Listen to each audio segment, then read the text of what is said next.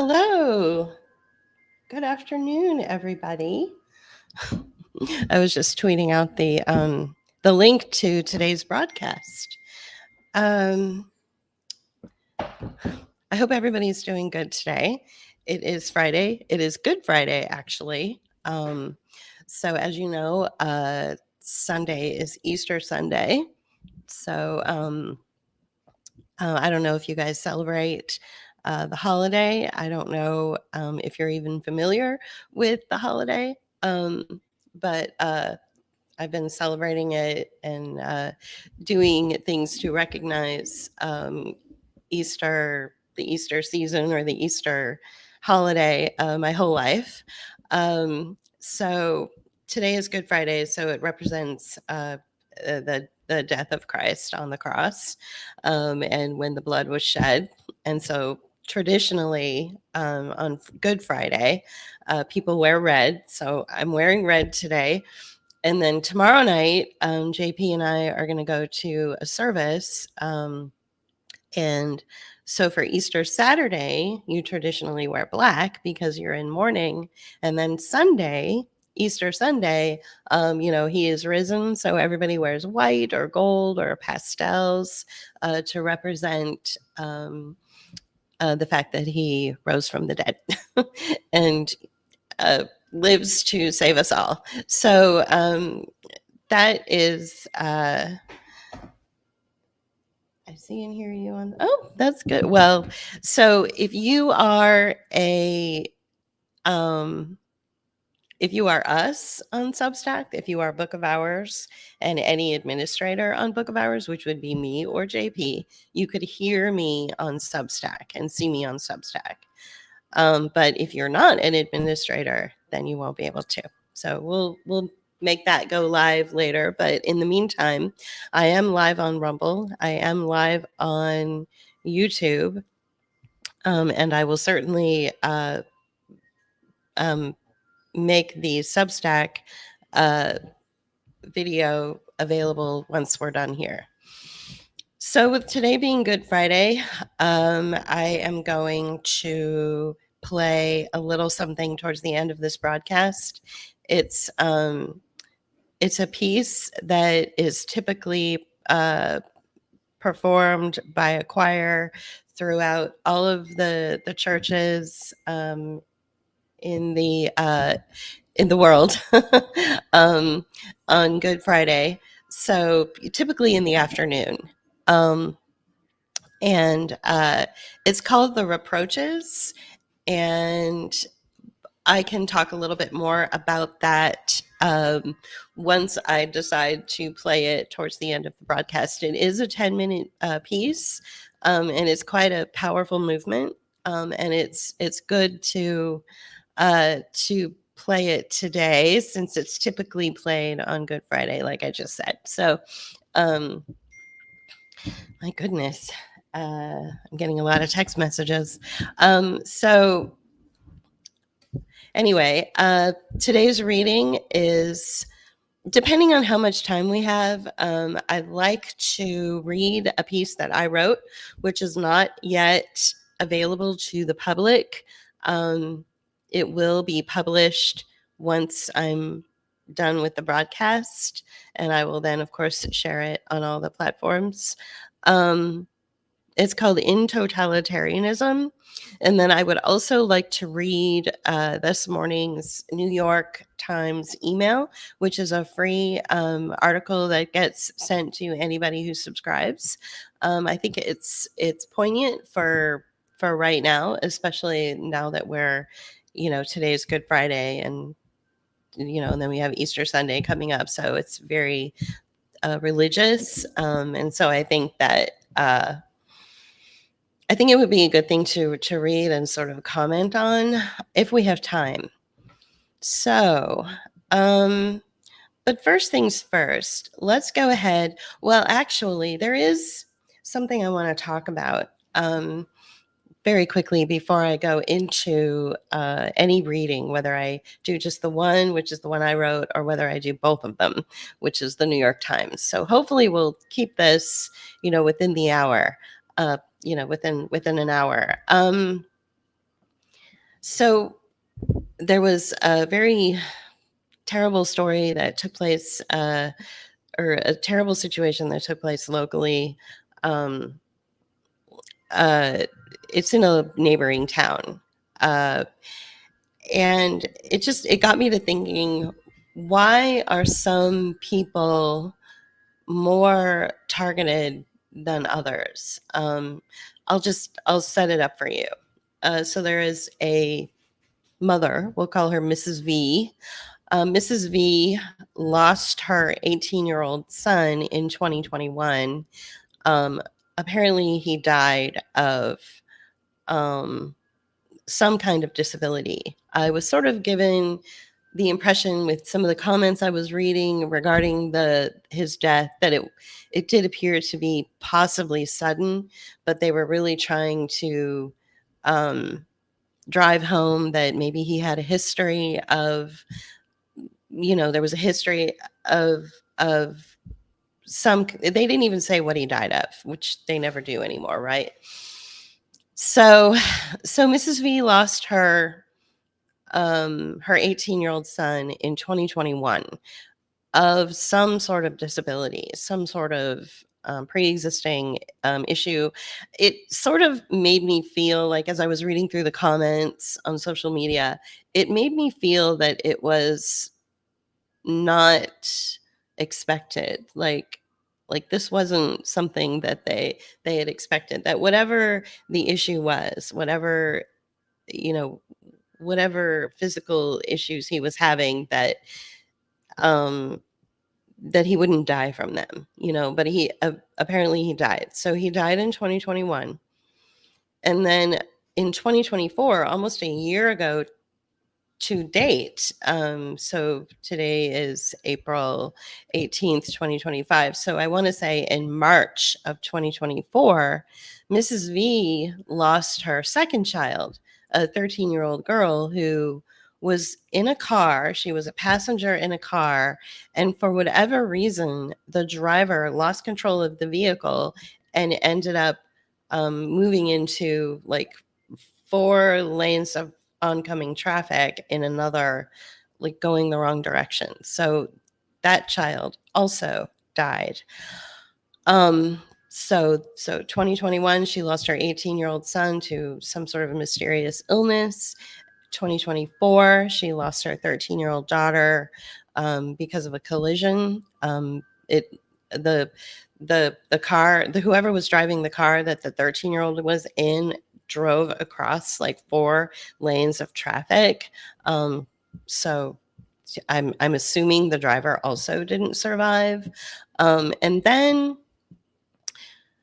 Mrs. V lost her 6-year-old child just this week. I don't know if she has any other children, but this child was went missing on Sunday. 6 hours later, her body was discovered. Now, there was no foul play, there was no abuse, it wasn't anything like that. It was simply a tragic accident. And I won't go into detail about the tragic accident, but I will say it was absolutely an accident. This child did not die at the hands of an adult. There was nothing nefarious.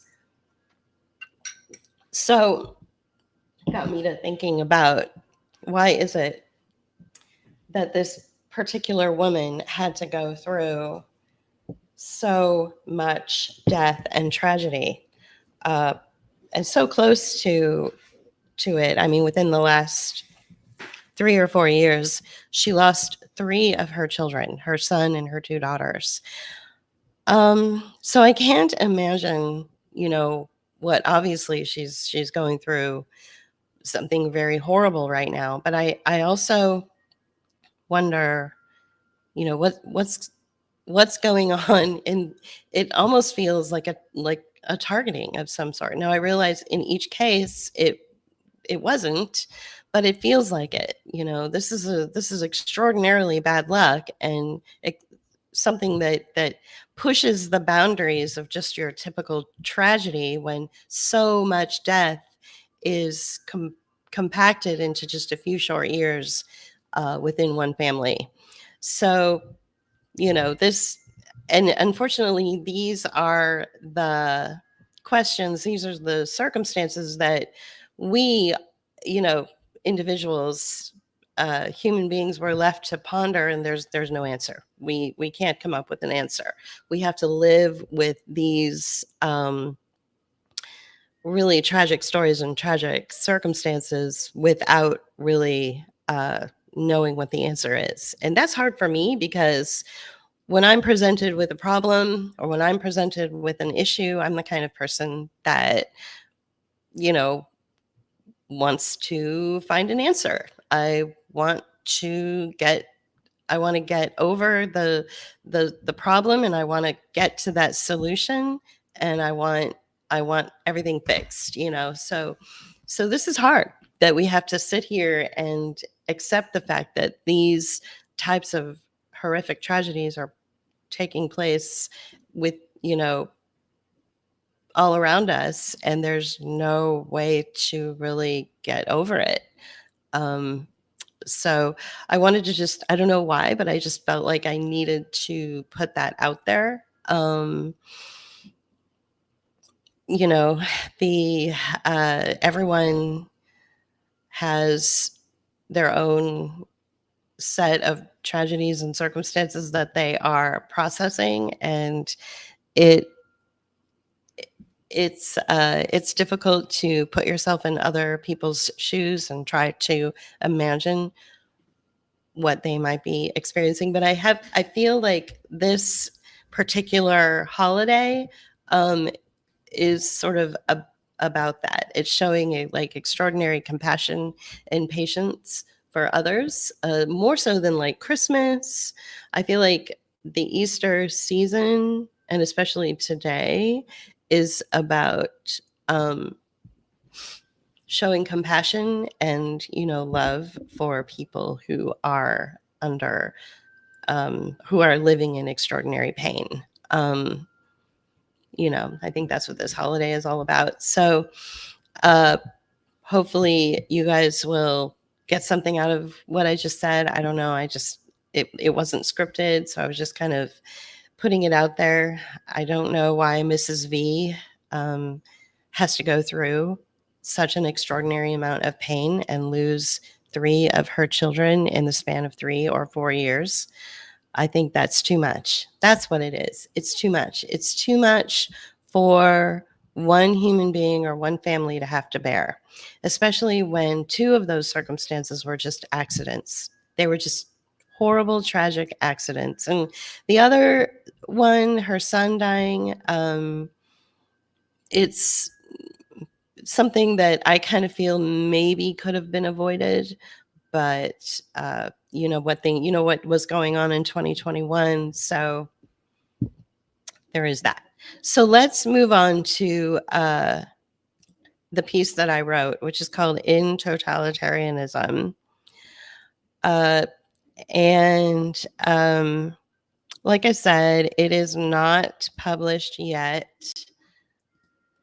but you should see it on the screen there. And as soon as I am done here, I will publish it and it will be made available. But obviously, when I read something that I write, there's much more packed into the stream, the live stream, than there is just with the reading. So if you see a video where I'm reading my piece and you don't want to listen to anything else I have to say, then you can simply go in and read the piece on its own. So there is that option. So it's called In Totalitarianism. So when living in totalitarianism, boredom is not allowed, roadblocks are most likely imminent, and a sea of entertainment awaits you. And I like this little graphic. Totalitarianism is a political system and a form of government that prohibits opposition from political parties, disregards and outlaws the political claims of individual and group opposition to the state, and completely controls the public sphere and the private sphere of society.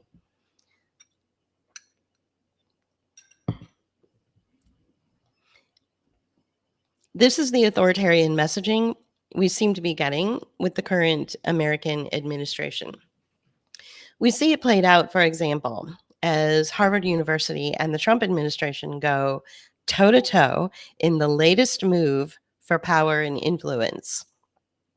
Harvard will not comply with the Trump administration's demands to dismantle its diversity programming, limit student protests, and submit to far reaching federal audits in exchange for its federal funding. University President Alan M. Garber, class of 76, announced in a message to affiliates Monday afternoon. As a result, Trump has threatened to pull funding and remove Harvard's tax exempt status. And perhaps you've heard of the story, or maybe you haven't. Personally, I think the real issue is that Harvard lost over $150 million in private donations last year, and they're using this scuffle with Trump to cover this up.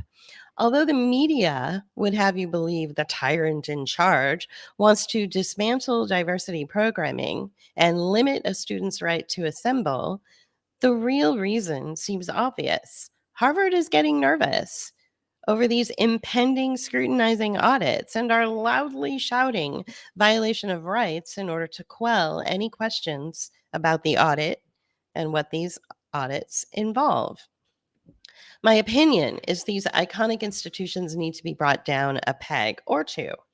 But one doesn't have to disrupt a student's right to assemble or disrupt diversity programming to do so.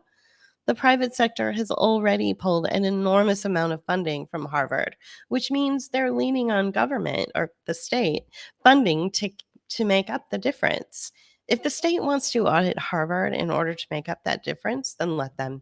But these auditors must be appropriately named agents of the Department of Education or whatever educational department is in existence that audits universities, not the fraudulently created unelected committee, DOGE, Department of Government Efficiency. If everything comes out fine in the audit, then I see no reason why the state can't help out the institution until it can somehow woo the private sector into bankrolling them again. This is kind of a boring story, in my opinion, but for the sheer fact that it has nothing to do with everyday Americans. It sounds like a bunch of privileged, out of touch university heads throwing a giant tantrum now that their private funding has been pulled, and they want the government to bail them out. The part that makes it not boring is the reactions from the state. Although the response to the university to stop the diversity programming or else isn't necessarily totalitarianism, telling the university its students cannot assemble or must limit their assembly absolutely is the very definition of totalitarianism. And this is where the story gets less boring, for me anyway. The state's response to Harvard is totalitarian in nature. The right to assemble isn't open for debate. It's baked into our human nature and codified in our Constitution. And you'd think the Trump administration, the same administration who interrupted Americans' right to assemble for the first time in our nation's history 5 years ago, wouldn't stumble into this violation again. But here we are. Fool me once, shame on you. Fool me twice, shame on me. I am unabashedly in support of the students' right to assemble, just as I was undeniably supportive of Americans protesting lockdown in 2020. I would be a hypocrite if I wasn't supportive of the students' right to assemble, and I am no hypocrite. I wondered what other stories out there were giving off such fucked up optics. In March of 2019, Kilmar Abrego Garcia was arrested outside a Hyattsville Home Depot in Maryland while seeking work as a day laborer. He was detained by Immigration and Customs Enforcement, or ICE, after being questioned by police about alleged gang membership. He was not charged with the crime, ultimately released, and since his 2019 arrest, Garcia has never been convicted or charged with a crime. In fact, in 2019, a judge in Maryland granted him a withholding of removal status. So, why, exactly 6 years later, practically to the day, was he arrested and deported to El Salvador? Well, because totalitarianism. Although we are told Garcia married an American citizen over 10 years ago, was gainfully employed, a member of a union, and fathered children with his wife, he was apparently not an American citizen. Now, people forget, I think, that marrying a U.S. citizen does not automatically guarantee you U.S. citizenship. It simply allows you to apply for a green card or lawful permanent residence. And after a certain period, as a permanent resident and meeting other requirements, you can apply for U.S. citizenship through naturalization. Now, this process takes time. Garcia has apparently been living and working in the USA for a decade, but is still not an American citizen. It's unclear if he even applied for his green card after he married his wife.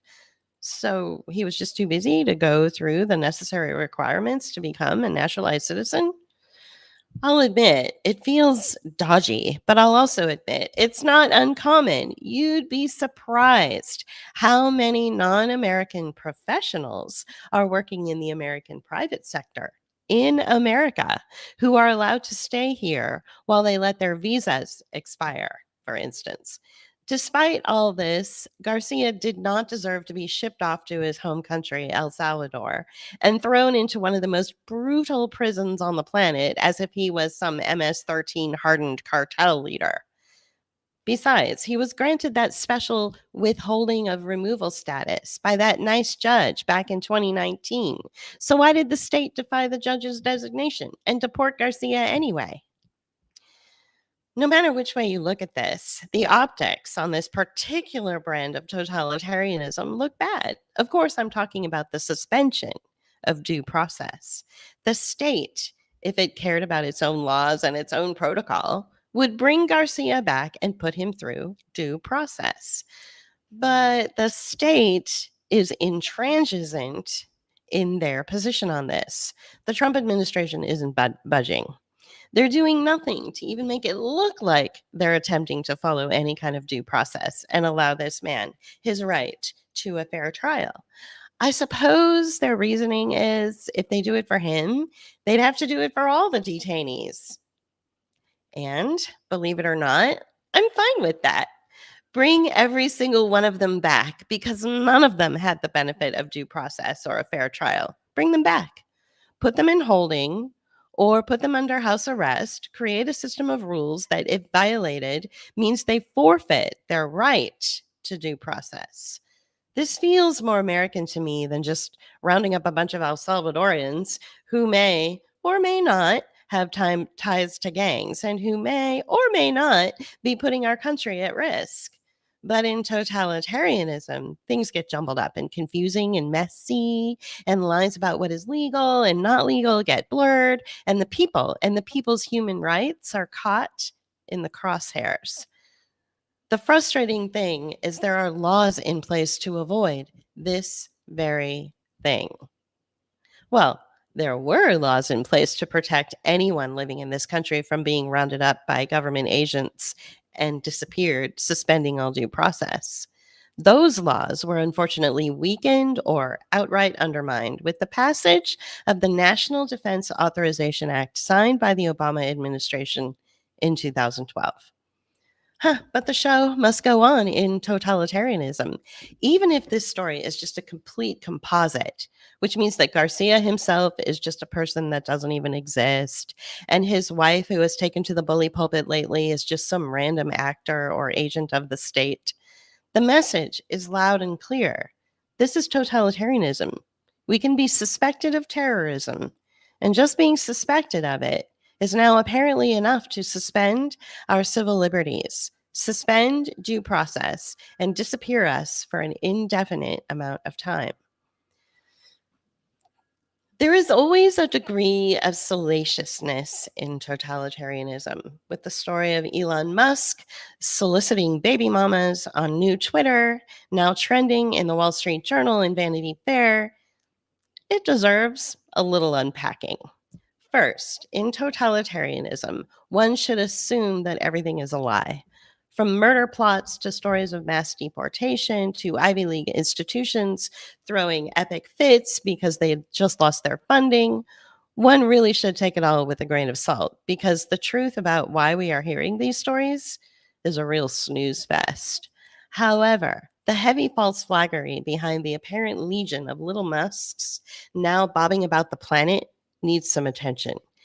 Empires fall, and as they come crashing down, there's always someone to throw out the lifeboat of sex and a lewd scandal to provide a titillating distraction while the entire thing burns to the ground.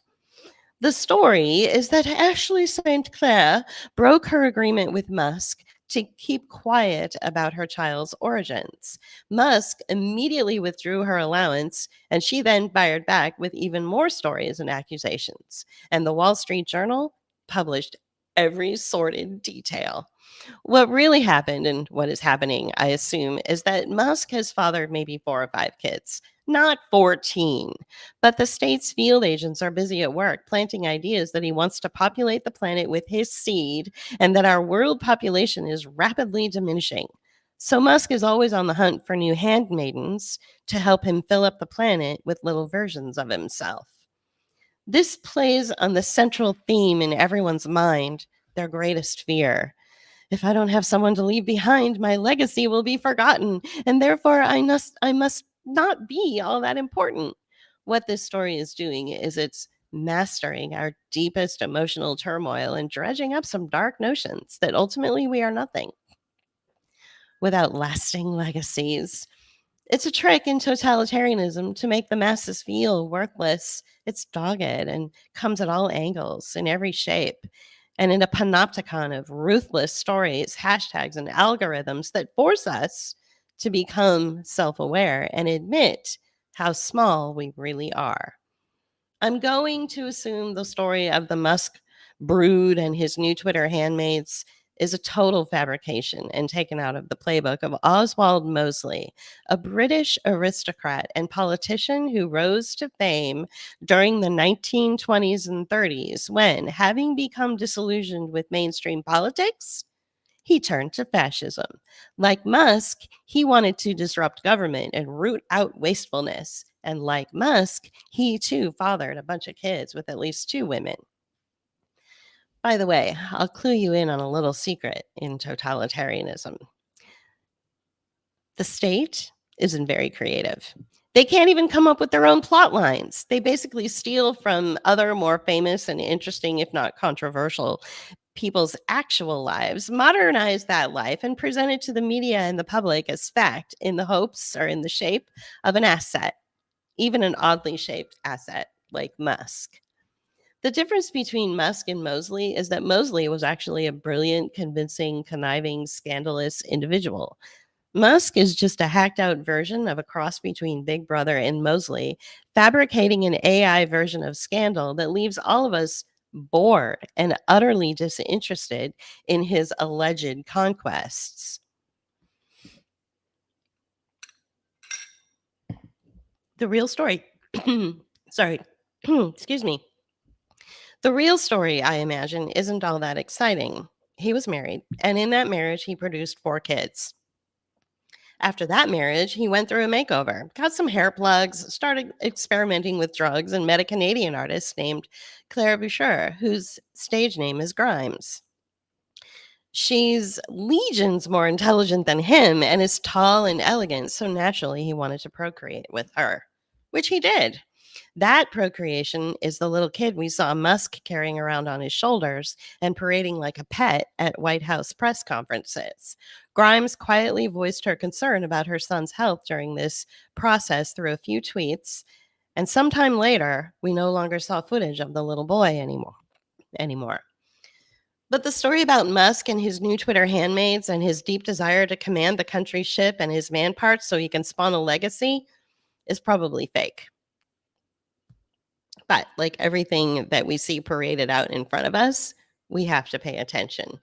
The message is that humans can be bought for a purpose, and that purpose is slavery. Take away the sordid details, the steamy alleged text messages between Musk and St. Clair, and all the gasping details. And it comes down to one theme. In totalitarianism, you are a slave. In totalitarianism, you have one master and must love him. In totalitarianism, if you don't love the master, then you are cast aside, thrown into a detention camp, made poor or irrelevant. So I wrote that yesterday. And I will make it public later on once I get done with this broadcast. So we're currently at the 30-minute mark. So there might be time to read the short New York Times piece, which seems appropriate for today. So I'll just go right to it. Let's see. So this is the morning email, and it's about Christianity in the White House, and it's a growing influence. So this is and you can find this. You don't have to be a New York Times subscriber to read these morning emails from them, and you don't even have to get them in your inbox. You can always find them available to the public on their own website. If you're so interested in reading something like this and then picking it apart, I think it's important to stay aware of what, any mainstream publications are putting out there. So, a growing influence. Today is Good Friday, part of the holiest week in the Christian calendar.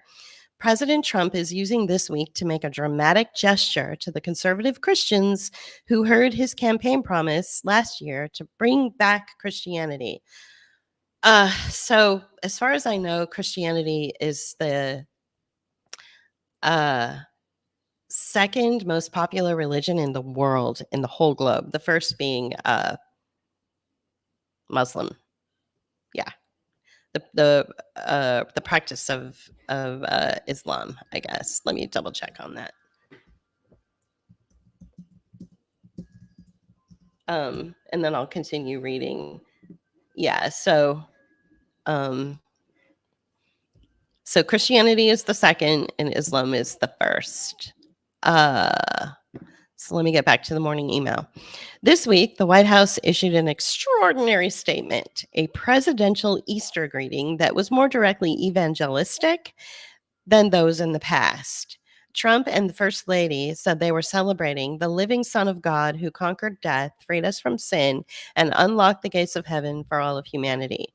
By contrast, the White House's much shorter Ramadan statement last month sent warmest greetings. The White House spent much of the week celebrating, including at a live-streamed Easter prayer service and a dinner attended by the president. Trump told attendees he hoped it would be one of the great Easters ever. I'm okay with live streaming a dinner, I guess, but a prayer service, I don't know. Trump has significantly expanded the power and influence of conservative Christians in government, as my colleague Elizabeth Diaz and I have been reporting on for years. This week is a visible demonstration of just how powerful people advancing conservative Christian causes have become inside this administration. This is another aspect of totalitarianism, is just foisting religion right into government and then making it so predominant, making it so prominent, right? The language and rituals of the White House are changing. The first cabinet meeting opened with prayer in Jesus's name. Okay. Yeah, not real comfortable with that. Prayer sessions and even hymn singing have broken out in the West Wing, in public and in private. Oh boy, hymn singing in the West Wing. In today's newsletter, I'll explain what this week's events reveal about conservative Christians' influence in the White House. So, an ambitious faith office. President George W. Bush established the first White House faith office in the early 2000s. Okay, we should have never done that. So Not good. And versions carried on under later administrations, often working to direct some federal money to faith-based groups providing social services. I can almost guarantee you that faith-based groups that allegedly provide social services are using federal funding to launder money straight into their coffers, and it has nothing to do with social services. The most that they might do is throw up a website that says, "Hey, we offer social services. Come get some free diapers." And then all the federal funding that they get, it goes right into their own pockets. So this already stinks. This term, Trump has given the office a higher stature and broader mandate.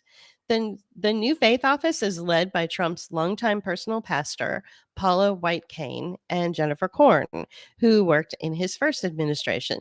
They have promised a more ambitious agenda to end what they see as Christian persecution in America and to challenge the notion that church and state should be separate. Again, the largest the second largest group of people on the globe are Christians. So that does not speak persecution to me. If I were to tell people that we regularly engage in, you know, pulling runes or practicing Buddhism, we would be persecuted. So we would be more persecuted than Christians. Christians are not persecuted. So you know, they're just not. Okay, Elizabeth and I sat down with White Cane and Korn this week in their office in the West Wing, a prime piece of real estate that symbolizes Trump's blessing of their mission, even if it is on the basement level. White Cane and Korn said they were focused on all forms of anti-religious bias, not just those affecting Christians. But if atheist groups and abortion rights groups have had a voice in government, why shouldn't pastors, priests, and rabbis? Korn told us. We're telling them the door's open. Okay. Okay. Atheist groups and abortion rights groups, people, are not religious groups. Those are, you know, I don't, first of all, they don't even clarify what is an atheist group. I don't know what they mean by that. And an abortion is sort of under like the banner of like a health group, or anybody who's advocating for abortion in the government is probably under like health and human services, which has nothing to do with religion. So it's comparing apples to oranges. You can't do that. Unprecedented access. In the new organizational structure, the Faith Office is now able to weigh in on any issue it deems appropriate. White Cane said the office works closely, not just with Trump and his chief of staff, Susie Wiles, but also with officials in intelligence, domestic policy, and national security. So you've got crazy born again Christians who think that, who have a complex. What's it called when you feel that you're undermined, but you're not really undermined? Uh, in intelligence? Really? White Cane and Korn have also hosted multiple briefings, listening sessions, and other events with faith leaders. Persecution complex, that's what it is. So Christians in general, especially like evangelicals, they have a persecution complex. So imagine someone with a persecution complex, a huge chip on their shoulder, is now in intelligence and domestic policy and national security. That's kind of scary. So White Cane and Korn have also hosted multiple briefings, listening sessions, and other events with faith leaders over the last few months. One regular attendee at events hosted by the office, the Reverend Samuel Rodriguez, who has visited the White House in previous administrations, said the new structure meant unprecedented access for faith leaders. Evangelical Christians are by far the most prominent presence. These events are also communicating a clear message across the country. Many of the pastors have returned home to their large congregations in states like Colorado and Pennsylvania and shared photos of them with Trump. They've also recounted praying with him, Clips of faith leaders singing and praying in the White House have gone viral in conservative Christian circles. Ooh. Even the White House shall be called the House of Prayer. A pastor from Alabama wrote online in February, sharing a video clip of Christian leaders singing an impromptu a cappella version of the hymn, How Great Thou Art, in the Roosevelt Room. And he added, would you join me in praying for President Trump and our United States of America? Well, Trump doesn't need prayer. He's already really rich. Influence without rails. So while the influence of conservative Christians is visible in the White House, it's also emerging in federal policy. Trump has already taken several actions that have delighted the conservative Christian supporters. He has signed executive orders that establish a task force spearheaded by the Justice Department to eradicate anti-Christian bias. Again, there's no anti-Christian bias. Just because you say something is a thing doesn't mean it's a thing. I mean, you can't walk across this nation without stumbling across at least, every other person is a Christian. There is no anti-Christian bias. And that declare there are, quote, two sexes, male and female. But the pastors with access to the White House these days have many other goals. Many who have been attending events hosted by the Faith Office told us that they have been invited to share their own policy priorities, which have included adoption and foster care, the struggles of young men, human trafficking, urban poverty, anti-Semitism, and beyond. Rodriguez and others see an opportunity to influence all sorts of policies. I don't see rails, he said. I've never even heard of the rails. Okay. Yeah, this idea that Christians are persecuted and need more power and influence in our government is false. Christians are not persecuted in the United States. So anybody who is reading this, who lives outside of the United States, and might think that there's a grain of truth to this comment that Christians are persecuted, I got to clear that up for you. They're not. They never have been. They have a lot of power and they have a lot of money and they have a lot of influence. And like every other person in this country is a Christian practically. So it's the second largest religion on the planet. Come on. So this is or the second most practiced religion on the planet. So, and who knows, maybe by now it's the first, because that statistic was from like 10 years ago. So who knows, maybe now it's the first. So where am I now? Let's see what I have going on up here. I am going to read, let's see, where are we? We are at the 43-minute mark. So that's about good. Like I said at the beginning of this broadcast about 45 minutes ago, I wanted to play this beautiful piece, which is sung by the Ely Choir out of Westfordshire, England. It was from 2018. I'm going to actually end the broadcast on that. I will listen with you, so you'll see me in the corner. But before I do that, I want to read to you, or at least tell you what you're about ready to listen to. So it's also called the Improperia. So the Improperia are a series of antiphons and responses expressing the remonstrance of Jesus Christ with his people, also known as the Reproaches or the Solemn Reproaches. That's how I was always, that's what I always was told it was called the Reproaches. They are sung in the Catholic liturgy as part of the observance of the Passion, usually on the afternoon of Good Friday. In the Byzantine Rite, they are found in various hymns of Good Friday and even Holy Saturday. The Improperia appear in the Pontificale of Prudentius, which was 846 to 61, and gradually came into use throughout Europe in the 11th and 12th centuries, finally being incorporated into the Roman Ordo in the 14th century. So let me go ahead and play this for you. I hope you enjoy it. It is part of my Good Friday gift to you.